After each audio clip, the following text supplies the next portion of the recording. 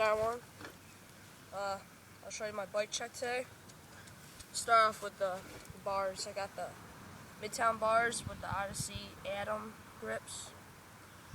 Got the Mission straight cable. Got the Mission headset.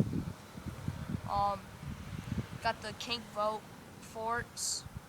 Got the Kink Curb 2012 frame.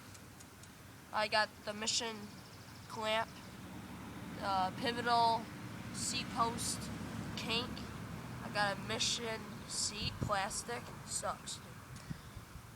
I got aluminum Mission rims with a Mission front hub, and I got a Mission back hub too with aluminum rims, and they both got kink tires on it.